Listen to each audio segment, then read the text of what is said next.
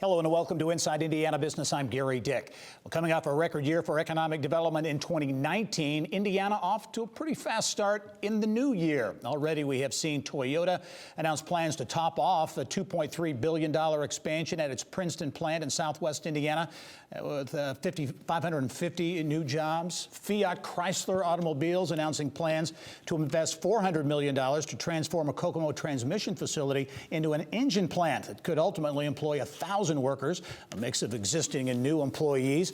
Economic momentum, including the lowest unemployment rate in the Midwest, has others noticing as well. Chief Executive Magazine ranks Indiana as the 5th best state for business in the nation.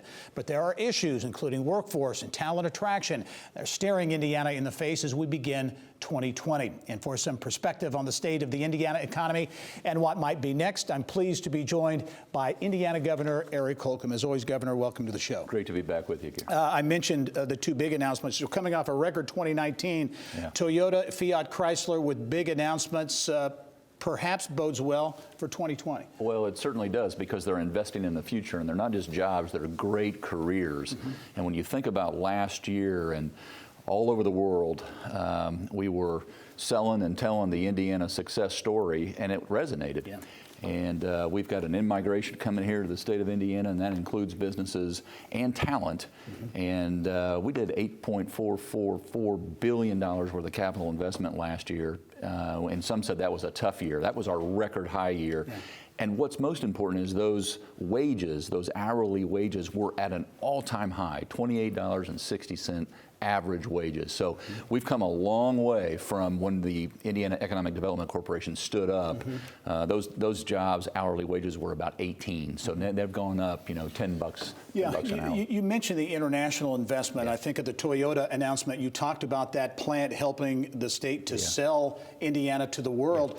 The message obviously is getting through as you look at the last few years. Infosys, Axis Cadis, a number of international Saab. What's driving that? What do you think is making that message click? We've got all the important levers or arrows heading in the right direction. When you consider we're investing in our people, our greatest asset, that's that workforce, that talent pipeline that they have to have in order to grow. We've got our infrastructure investments across the board, every which way that we connect with one another and markets and their customers. They've got to grow. So they need to be able to get their products that we grow and that we make and that we innovate to their market base.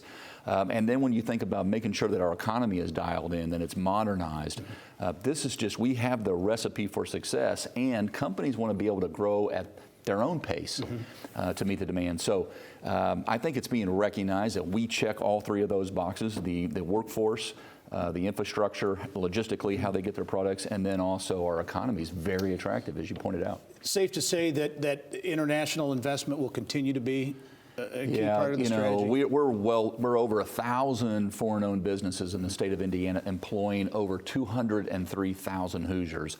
And the trend, when I look at our first quarter pipeline, it is stronger and fuller than it's ever been. So we came off a strong fourth quarter, and we're headed in the right direction in the first quarter of this year. As part of that strategy, you have announced plans for a global economic summit, kind of a Davos type situation here in April, attracting CEOs and key execs from around the world to Indianapolis. Yeah, diplomats and decision makers, and we'll have some very high, ranking folks, not just part of the committee, but speakers. We're going to be talking about the future, what it looks like here in the heart of the heartland, how we solve problems, whether it's energy storage or the future of higher education, all the things that are important to a business, no matter how large or small that business is, for their growth.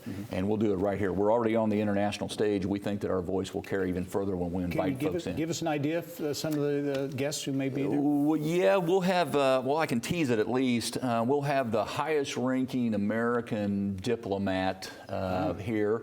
We'll have a former football coach who's quite the motivational speaker here.